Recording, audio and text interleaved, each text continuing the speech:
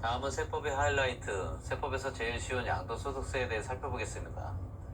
혹자는 양도세가 어렵다고들 얘기하시는데 그 이유를 곰곰이 생각해보니 아마 제일 뒤에 있기 때문에 그런 것이 아닌가, 제일 마지막에 접하기 때문에 어렵게 느껴지는 건 아닌가, 또 잘 안 들어본 생소한 용어들이 많이 나와서 상대적으로 어렵게 느끼는 건 아닌가 하는 그런 생각을 해봤습니다.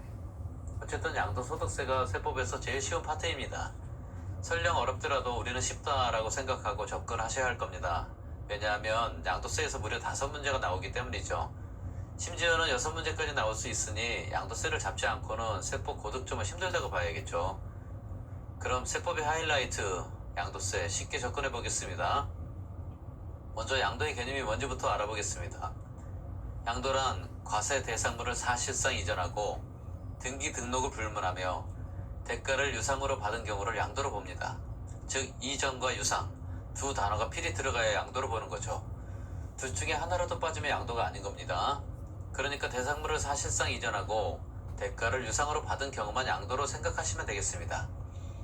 공익사업과 관련된 지상권, 지역권의 대여소득과 영업권을 단독으로 이전하는 경우는 기타소득이며, 전세권의 양도나 영업권의 상업용 고정자산과 함께 이전하는 경우는 양도소득이며, 그 이외에는 전부 다 사업소득으로 보시면 됩니다. 즉 사업소득은 부동산의 대여소득, 지상권, 지역권의 일반적인 대여, 전세권의 대여, 자기 소유 부동산을 타인 담보로 제공 시의 대가, 광고용 토지나 가옥의 옥상 측면 사용 대가, 공장재단, 광업재단의 대여소득 등이 사업소득에 해당됩니다. 필히 구분하십시오. 양도소득에서 위자료라는 말이 나오면 무조건 매매를 보셔서 양도 대상이므로 양도소득세를 과세한다 라고 생각하시면 됩니다. 계속해서 양도소득세의 특징을 더 살펴보면 인세이고 과세 대상이 끝나는 때 성립하고 신고하는 때 확정하며 물납은 없고 분납은 가능하며, 또한 내가 양도 가격을 알기 때문에 신고 납부하게 되며, 납부 불이행 시 가산세를 포함하여 정부가 보통징수로 부과하게 되며, 정부가 결정하여 통지하기 전까지 기한후 신고가 가능하며, 납부 기한을 불이행하게 되면 가산금이 부과된다는 거, 그리고 국세이므로 납세지는 주세지이며 취득세 등록세와 더불어 유통단계에 과세되는 유통과세가 되겠습니다. 소득세의 의의는 개인이 1과세기간 동안, 즉 1과세기간이란 1월 1일부터 12월 31일까지를 말하며 1년 동안 벌어들인 소득에 대한 세금으로 1년치를 합산하여 계산하며 다음 연도 5월 1일부터 5월 31일까지 신고하면서 확정합니다. 사업성이 있는 계속적 소득인 종합소득과 사업성이 없는 일시적 소득인 양도소득으로 분류되며, 계속적 소득과 일시적 소득은 따로 계산한다라는 거 주의하십시오. 즉 양도소득과 퇴직소득은 분류 과세한다라는 거, 양도소득과 종합소득은 구분하여 과세한다라는 거 주의하십시오. 과세기간, 즉 1월 1일부터 12월 31일은 어떠한 경우에도 이미 변경이 불가하며 공동소유라도 각각 세금을 계산한다라는 거 알아두셔야 하며, 이는 영수증을 사용할 수 없기 때문입니다. 즉 사업을 중간에 개시하거나 중도에 폐업하더라도 과세기간은 항상 1월 1일에서 12월 31일까지라는 거 꼭 알아두십시오. 예외로 이미 변경이 가능한 경우로는 거주자가 사망한 경우, 즉 1월 1일부터 사망일까지이거나 거주자가 출국한 경우, 즉 1월 1일부터 출국일까지는 이미 변경이 가능합니다. 다음은 납세 의무자를 살펴보겠습니다. 개인은 거주자와 비거주자로 나뉘며, 거주자란 국내에 주소를 두거나 1년에 183일 이상 거주를 둔 자를 말하며 국내외 소득 모두에 대해 납세 의무가 있습니다. 거주자가 국외자산 양도 시에는 5년 이상 거주해야만 납세 의무가 있으며, 비거주자는 국내 소득에 대해서만 납세 의무가 있습니다.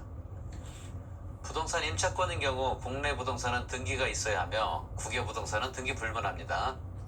공유자산은 각 거주자가 납세 의무자이며, 상속인은 상속인 각자, 신탁재산은 수익자가 정해진 경우는 수익자가, 수익자가 정해지지 않은 경우는 위탁자 또는 그 상속인이 납세 의무자가 됩니다. 과세 대상물로는 첫 번째 토지와 건물이 있으며, 두 번째 부동산을 이용할 수 있는 권리가 있는데, 종류로는 용익권, 즉 지상권, 전세권, 등기된 부동산 임차권이 있으며 여기서 지역권은 제외됩니다. 필히 기억하십시오. 이 중 지상권, 전세권은 등기 불문하지만 등기된 부동산 임차권은 말 그대로 등기가 돼 있어야 합니다. 즉 미등기 부동산 임차권은 양도 대상이 아닌 거죠. 그렇기 때문에 등기된 부동산 임차권이 취득 가능성이 높다고 보시면 되겠습니다. 세 번째로 부동산을 취득할 수 있는 권리가 있는데 종류로는 아파트 당첨권, 토지 상환채권 및 주택 상환채권, 그리고 계약금만 지급한 상태에서 양도하는 권리가 있습니다. 네 번째는 기타 자산인데 이번에 개정이 많이 됐습니다. 특정 주식이 있으며 특정 시설물 이용권, 여기에는 골프 회원권, 콘도미니엄 회원권, 헬스클럽 이용권 등이 이번에 개정됐습니다. 사업에 사용하는 토지, 건물과 함께 양도하는 영업권이 개정됐으며 이주권이 이번에 개정됐습니다. 영업권은 사업용 고정자산과 함께 이전하는 영업권과 기타 소득이 있는데 이 중 사업용 고정자산과 함께라는 거 주의하십시오. 다섯 번째로 상장 주식이 있는데 장내 거래는 비과세되며 대주주 양도분과 장외 거래는 과세된다라는 거 구분하셔야 합니다. 여섯 번째, 비상장 주식은 모두 과세되며 일곱 번째, 파생 상품도 과세 대상이지만 주의할 것은 파생 상품은 예정 신고가 없다라는 거 기억하셔야 합니다. 여덟 번째, 외국 법인이 발행하였거나 외국에 있는 시장에 상장된 주식이 이번에 개정됐습니다. 아홉 번째, 상가 취득인 경우는 사업소득이므로 종부세 대상이 됩니다. 다음은 양도로 보는 경우와 그렇지 않은 경우에 대해 살펴보겠습니다. 양도로 보는 경우로는 과세 대상물을 사실상 이전하여 등기 등록 불문하고 대가를 유상으로 받는 경우는 전부 양도로 봅니다. 즉 유상 이전은 전부 양도로 보는 것이죠. 첫 번째는 매매 교환이 있으며 두 번째, 법인에 대한 현물 출자로서 주식으로 대가를 지급받는 경우는 양도로 봅니다. 세 번째, 대물 변제가 있는데 대물 변제는 위자료, 즉 위자료는 앞서 살펴봤듯이 매매로 보기 때문에 양도에 해당됩니다. 네 번째로 부담보 증여에서 채무 인수 부분은 양도로 봐서 증여자에게 과세되며 채무 인수 이외에는 증여를 보기 때문에 양도가 아닌 것이죠.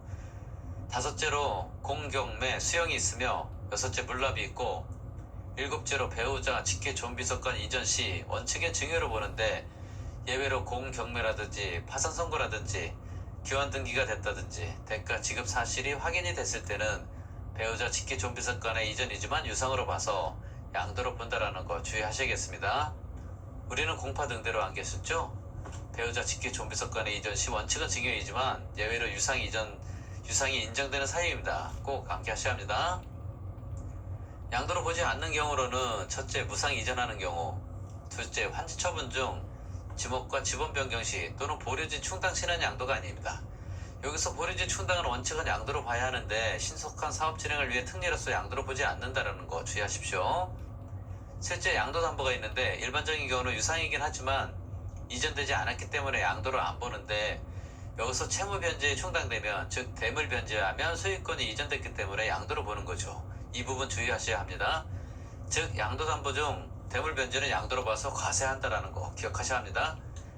넷째, 공유물의 단순 분할이나 다섯째, 소송에 의한 재산 분할, 여섯째, 매매 원인 무효 소로 인한 소유권 환원, 일곱째, 법원 확정 판결에 의한 신탁 해지를 원인으로 하는 소유권 이전 등기는 양도로 안 보지만 여기서 판결을 못 받은 경우에는 양도로 본다라는 거 주의하십시오. 여덟째, 지적 경계서 변경을 위한 토지 교환, 아홉째, 소유 재산을 경공매로 자기가 재취득하는 경우, 열 번째, 건축업자가 판매 목적으로 신축한 다가구 주택 경우에는 양도로 보지 않습니다. 다음은 양도 및 취득 시기에 대해 살펴보겠습니다. 사실상 대금 청산일이 원칙이며 여기서 주의해야 할 것은 계약서는 절대 사용 불가하다라는 거 꼭 기억하셔야 합니다. 그 이유는 조작 가능성이 있기 때문에 그걸 방지하기 위해서입니다. 예외로 대금 청산일이 불분명한 경우는 등기 접수일이며 대금 청산 전에 소유권 이전 등기 시는 대금 청산일과 등기 접수일 중 빠른 날이며 장기 할부 조건 매매는 등인삭바로 암기하시면 됩니다. 즉 소유권 이전 등기 접수일과 인도일과 사용 수익일 중 빠른 날로 양도 및 취득 시기입니다. 자기가 건설한 건축물 중 허가받으면 사용 승인서 급여일이며 허가받지 않은 경우는 사실상 사용일입니다.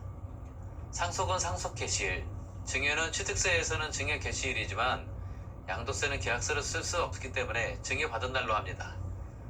공익사업을 위해 수용되는 경우는 수용원 개시일, 빠른 날로 연결하시면 됩니다. 즉 대금 청산일, 등기 접수일, 수용 개시일 중 빠른 날이 되며 완성 또는 확정되지 않은 자산 양도 또는 취득 시는 완성일이며 환지 처분으로 인한 토지 취득 시기는 환지 전 토지 취득일이라는 거 확실히 알아두셔야 합니다. 점유는 점유 개시일, 법원의 무효 판결의 환원은 당초 취득일이 양도 및 취득 시기가 되겠습니다.